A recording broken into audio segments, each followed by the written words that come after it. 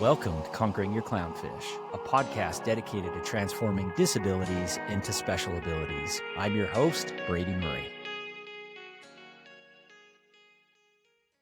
Welcome to the Conquering Your Clownfish podcast. I'm excited to introduce our special guest today. Stefanie is the president and co-founder of Lily's Voice, a nonprofit organization that provides AAC devices to those that cannot get them through other agencies. She is also the super proud mom of Lily, her daughter who continues to spread her light with the world.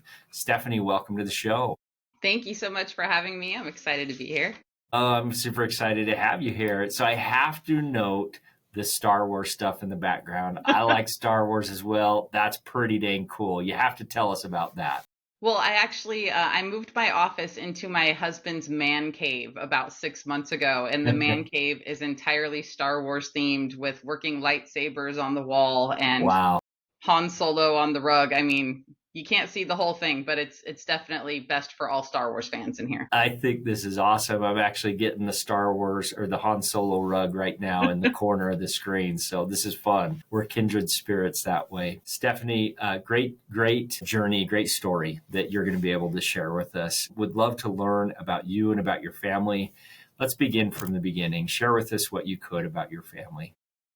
Absolutely. Well, my husband and I have been married for like 13 years, together for 20, and we have one child, Lily, who is 12, who is the light of our lives. Everything revolves around her. She's our favorite person. She is non-speaking and autistic. She also has apraxia, and she is just one of the coolest people ever. She's brilliant. She's spicy.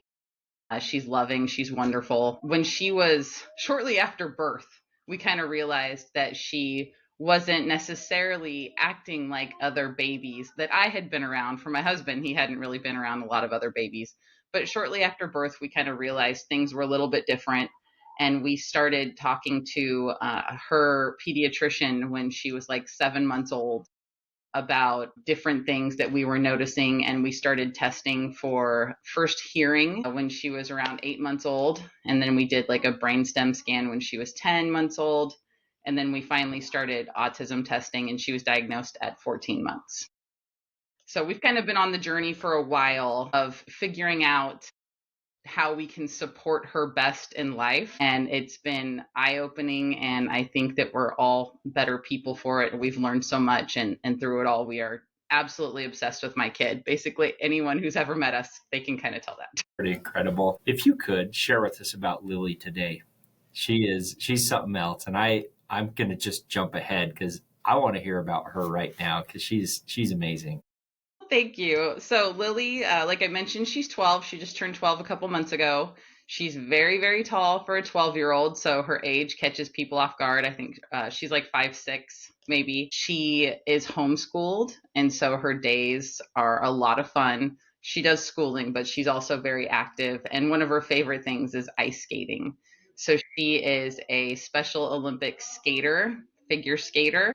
Wow. We just started introducing her. Actually, the first time she saw ice was like 2 years ago. It was one of those things someone suggested, like, hey, has she ever tried this? And she fell in love. And so she skates 3 days a week. She participates in local competitions where they let her enter as a Special Olympic athlete. We have a wall full of medals, and she's just amazing. So she's a lot of fun. And I don't know if you can hear background sound. I was just going to say, am I getting Lily in the background? She's loud. She's in the next room swinging right now. Our entire house revolves around her sensory needs. We have a swing in the playroom, which is just down the hall. So you can hear her swinging and making her noises. Tell us more about your setup and about how you've gone about really accommodating Lily and allowing her to thrive there in the home. Well, one of the things that we've really dove into is, figuring out her sensory needs. So movement has been huge for her, sensory input, all the different types of inputs. And so our house, we actually built this house in Arizona when we moved from California. We found a model that it was a formal dining room, but here it's a playroom that we were able to reinforce the ceiling and put in a bunch of beams and metal and all this stuff so that we could have different types of swing hooks. At one point, we even had a circus rigger come into our home and install the proper equipment for like aerialists so that she could swing. We also have, so we have swings inside and outside, trampoline inside and outside, bean bags everywhere. We have like a vibrating footstool plate thing, beans, like anything sensory related. And then also our house looks like one giant Sesame Street kind of home because she loves Sesame Street. So we have the plush and the books and everything Sesame Street everywhere. Anything that makes her happy, we kind of go all in on. And it's how we've always been. When we lived in San Diego and we had a tiny house, we still had a swing in the middle of the house. There was just no living room. So you walked into a room that basically had a swing. There was nowhere to sit. Anything that met Lily's needs is what we've always kind of gone in on. And as well as her communication. And so, we've always been all in on trying to figure out ways to help her communicate, since she is non-speaking or considered non-speaking and has apraxia. And one of the things that we delved into early on was figuring out how we could utilize technology to help her communicate. And so, 10 years ago, we were doing research on things that would help, but there were no parent accounts online. There were no podcasts or YouTube channels or anything sharing anything, 10 years ago and over 10 years ago. And so we happened upon something called an AAC device, which stands for Augmentative and Alternative Communication. That's what the AAC is, and ended up purchasing that for her. Back then it was an iPad with a case and an app. We had no training. We had no speech therapist helping us. We had nothing, but we were determined to help her communicate in some fashion. So we bought it, we set it up, and we kind of just went all in on that too, just like we've gone all in on everything else. And it's worked out really well. How did that device change Lily's life and your life? Well, when children are little, they still have a lot to say, even those who are autistic and non-speaking and those who aren't. They have a lot to say and they need a method to do it. And so for us, it wasn't a matter of trying to force her to do something everyone else was doing. It was, how can we help her say whatever it is she wants to say, whatever it is she needs to say, in some way that she's going to be able to do it. So we started off by trying all the things they told us, with the therapist, with the picture cards and the this and the that. And we tried everything. And then we would adapt it because we're like, no, this is too limited. This little books of picture cards, this isn't it. We had pictures all over our house and laminated and this and that. And we realized it was still not enough, because there's more to life than just pointing to something you want. There's more in your mind than just requesting things off of a menu. And so the fact that she loved technology already, she already had an affinity for Sesame Street and for songs and music and all that stuff. When we got this device and we set it up and we started teaching her how to use it, she just exploded with opportunity of things to say, and we were adding buttons all the time. And the first time that I set it up, I knew nothing. I did a horrible job. I did all the things that I would never tell anyone to do today. Like if I saw someone else's device, how mine looked, I'd be like, no, please let me help you fix that. It was awful.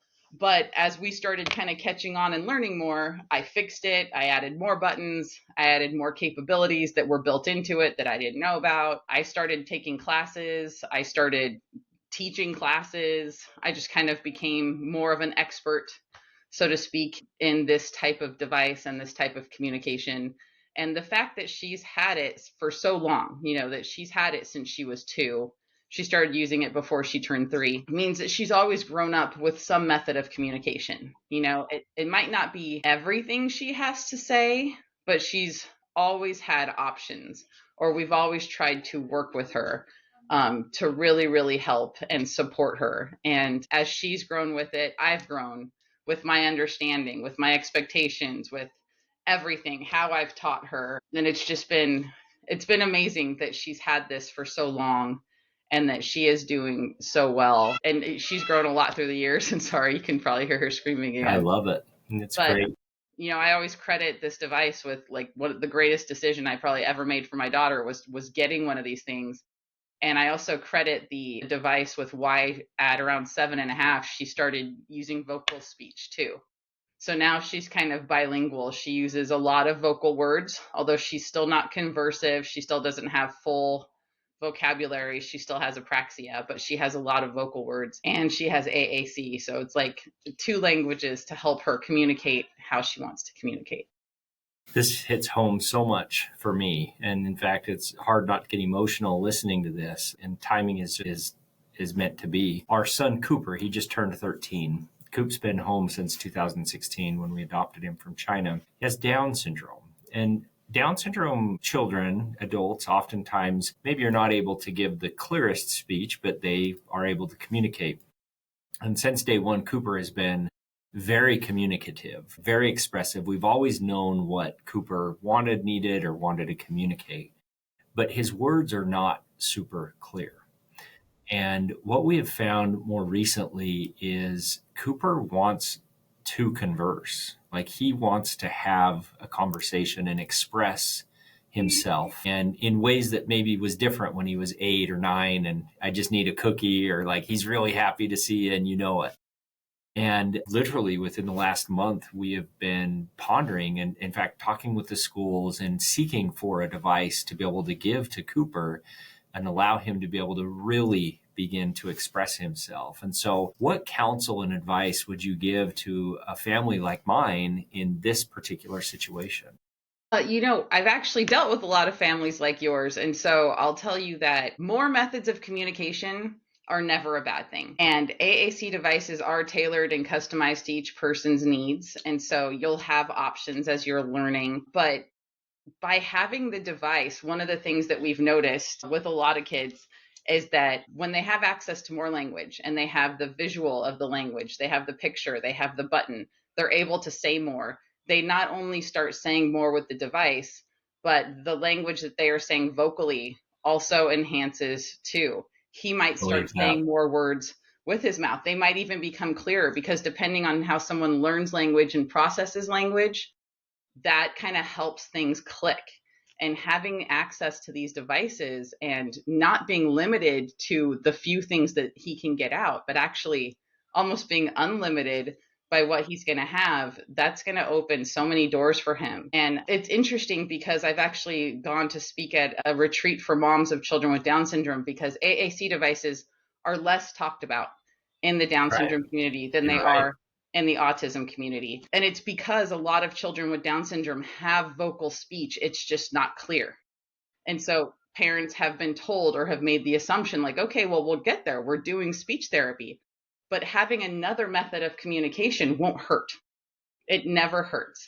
And so to you, I'd say I'm excited for Cooper to have this opportunity and for you all to learn as much as you possibly can, because the more you know about the device, the more you know how to configure the device, the more that you add his favorites, like you know his favorite foods and drinks and places and people and any special interests and anything that's going to get him jazzed and excited, the more that you can go all in and add that stuff and make it his language, the more that he's going to catch on and get really excited. And then just the world opens up for everyone. And it's just beautiful. We actually have a little boy on our page who his mom was told that he wasn't ready for a device because he also has Down syndrome. And so she kept being told, no, he's not ready. He's not ready. He can't do this. Let's keep sticking with vocal speech.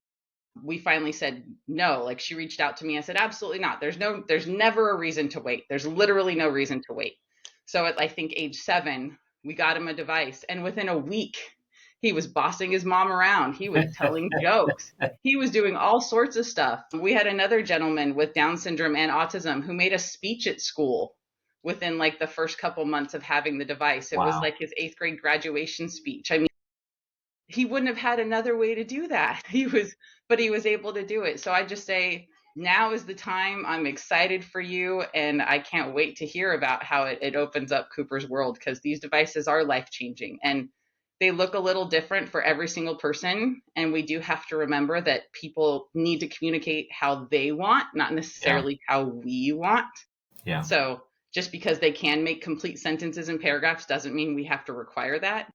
But when we celebrate how they do communicate and with all these new options, it's mind-blowing. It's life-changing.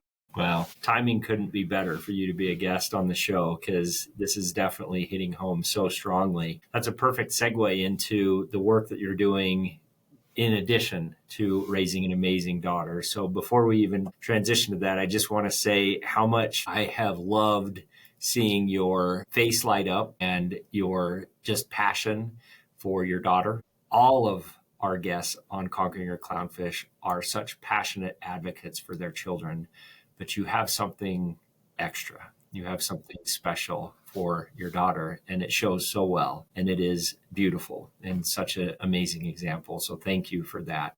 Thank you.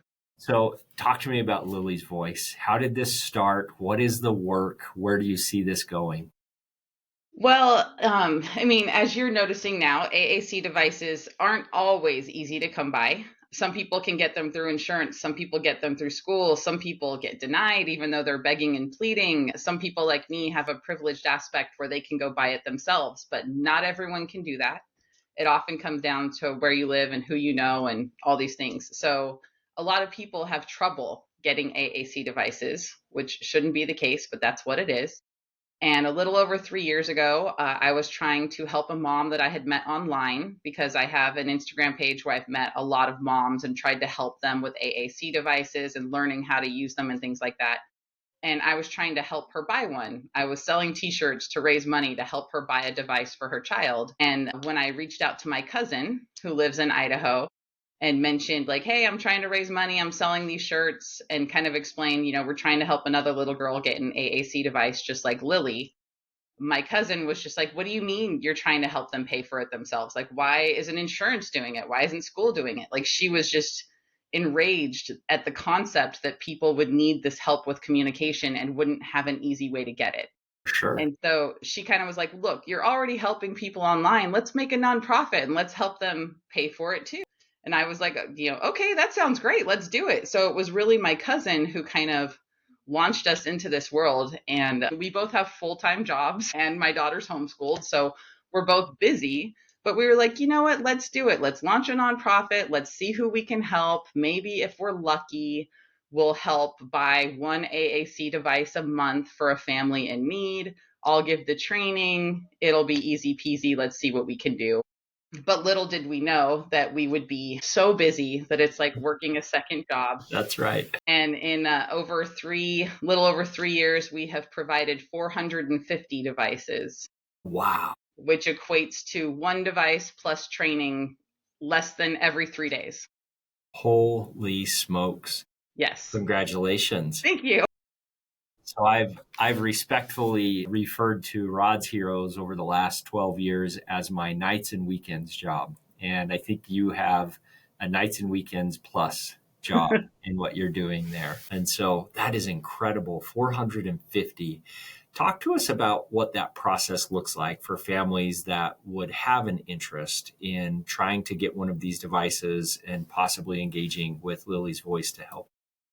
Yeah, so we encourage parents to make sure that they use other funding sources first if they can. We don't want to be the first place someone comes. We're just two cousins. We don't have government funding. We rely entirely on donations.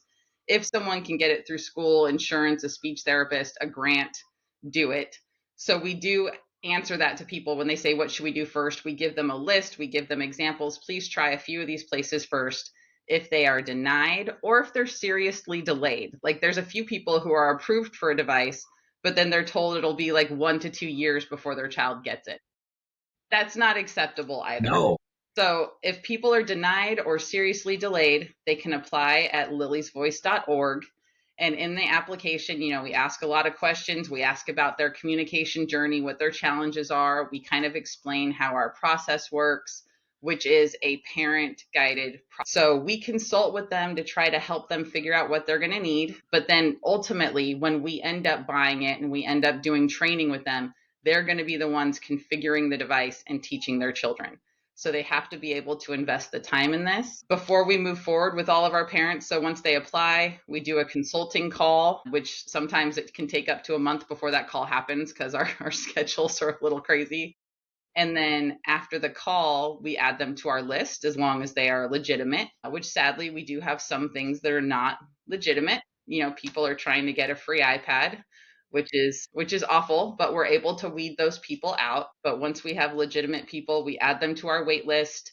And then when they get to the top of our wait list, we send them some training and a quiz They have to prove that they're going to be able to learn about these devices and watch our videos and Yes. answer questions so that they'll be prepared. And then once they pass the quiz, we start the process. We order the iPad, we order the case, we order the app of their choice, which we will help them choose if they need it. But a lot of people, they have an SLP they've been working with, or some of them have even trialed devices before and then been rejected by insurance. So we let them choose which app they think will be best for their child. Once it all arrives, they set up a call with me. We go through, we talk about how they're going to install it. We go through all the training pages. I answer any questions they have about anything. And then we buy the app and they are on their way. And then they can work with their team if they have one. If they don't have a team, they're doing it on their own, which is okay. I did it on my own too. Like, it's always possible. Yeah. And then we check back in on them after like a month or so. And we're always here if they need us, which sometimes I get texts at 3 a.m. with someone having questions, and sometimes I don't get texts at all, but that's basically how it is. It's almost like we teach parents how to do it on their own and we pay for it, but it's really them doing it. What's the total cost for a device on average? We estimate that each one is an average of $700. And so once you get through the cost of the iPad and the case, and then the apps have a range. Typically, the two apps we buy the most are Proloquo Go and Touch Chat. Proloquo Go is $250. Touch Chat is $299. We do try to take advantage of the sales twice a year when they have half off sales, but we buy each app for the person so that it's that family's app forever. We don't like stockpile things. Nothing's in our name. These are their iPads. They have to get Apple Care, their apps. And so most of the time we are paying full price. And so when you add it all up, it usually comes out to around $700.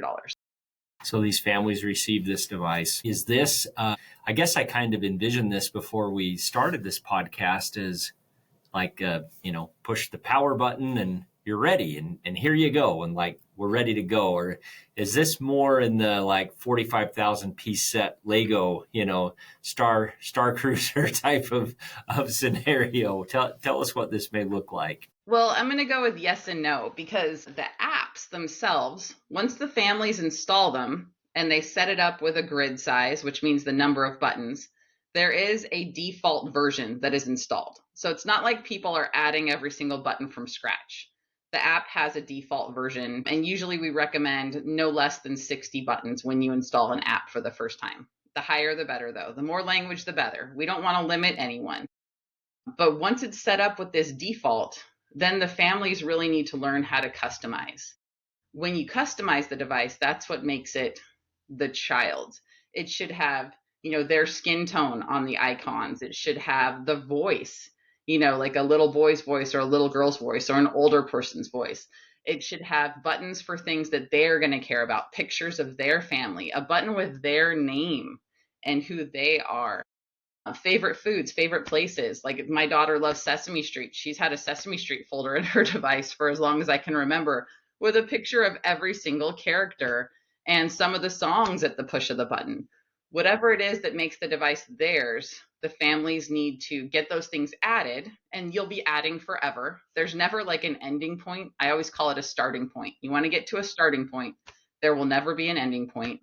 And then once the families kind of get those configurations added, then they need to start modeling the device for children. So a lot of people have the misconception that like you hand a device to a child and they should be able to start using it. But that's about as unfair as assuming that you could put someone in a car and they know how to drive it. And they've never done that. Yeah. Right? People have to learn how to do things. We can't just assume that because they've been around something that maybe they know what they're doing. And so the way that we teach children and adults and anyone to use these devices is to model it, just like we model language today. And it's important that we model a lot of language by using the device so that our children get exposure to a lot of language, and then they'll start picking up on it. We never want to do things like grab their hand and force them to push buttons. That's not modeling. That's not teaching. That's forcing. We're not trying to do that. We're trying to just expose them to language, to allow them to kind of learn the benefits. And then As they get comfortable with this new language, they start using it too. And we also want to always have the understanding that our kids are still kids. They are allowed to play. They are allowed to have fun. They're allowed to grab the device and hit all the buttons. They're allowed to hit the mommy button 50,000 times. In fact, I always tell people our children have a right to be annoying just like everyone else. I Like, we love it. should be You're right. excited when they're being obnoxious. There's no rules with how our kids use these devices, but as the adults, we have to learn them. We have to model them. We have to speak the language to teach the language. That's so amazing. Just listening to this, the price, it's definitely an investment. It's a cost, but it's not something that should be the reason why a child doesn't get a voice. Mm-hmm. And this should not be a barrier to a family and a child being able to get their voice. Absolutely. And so the work that you're doing with Lily's Voice is inspiring. I mean, 450 families blessed because of what you've been able to do. As we wrap up, I have to go back to this ice skating thing. You live in Arizona. Yes. There's not ice there. Lily didn't know what ice skating was just 2 years ago. Nope. Our podcast is really focused and inspiring families to allow children to get their voice, allow children to be able to sing the song they're meant to sing, and get out of our own way of them accomplishing what they are supposed to accomplish.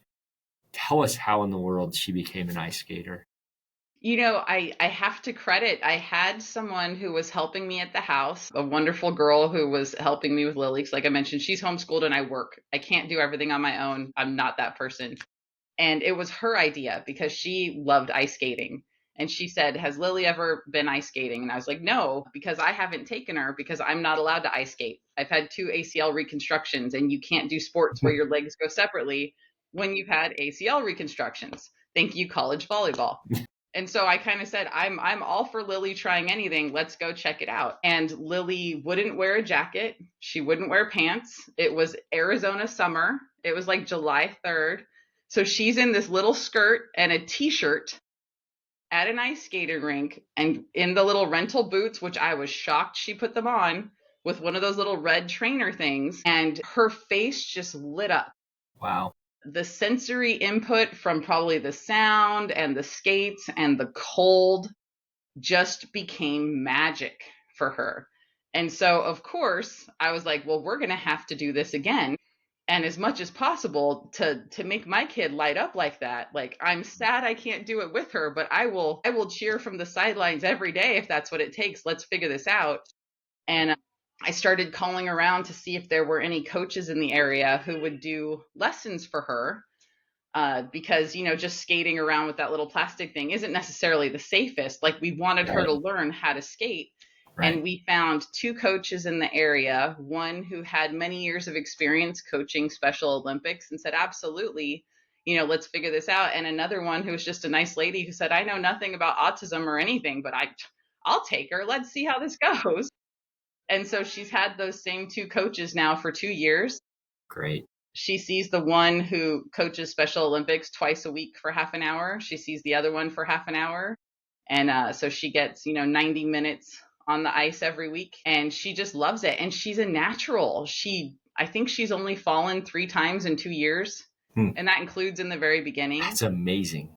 Her balance is astounding. Just like, she has a natural gift on the ice and everyone's just kind of in awe. And when she does her routines and stuff for her competitions, it's just mind blowing. I mean, her coach is on the ice setting an example for her, but a lot of it she also remembers, and just watching her makes me cry every single time. I'm just so proud. And she's even grown from like her first competition where she was wearing a sensory friendly dress that we made ourselves because we really wanted her to be comfortable because clothing is a thing for her, to now she actually wears real competition dresses that she helps me pick out online and we order. And it's mind blowing what she does. It's beautiful. This is a perfect example of conquering your clownfish. Hats off to you for not standing in the way of her not getting hurt and trying to make sure that, there's all these reasons with sensory issues and clothing and just she could fall and hurt herself. All the reasons why you shouldn't have let her go ice skating. But there's a million reasons why you should have. And because you were able to do that, One, Lily is thriving. She's singing the song she's meant to sing. But two, there are people that are seeing that and seeing that song that she's singing through ice skating and that special gift that she has. And so this is amazing. What a perfect example. Thank you. As we wrap up, I'd love to give you a chance to be able to share how people can be in contact with you, become a part of the organization, to donate, to be able to follow you. Would love to put all that out.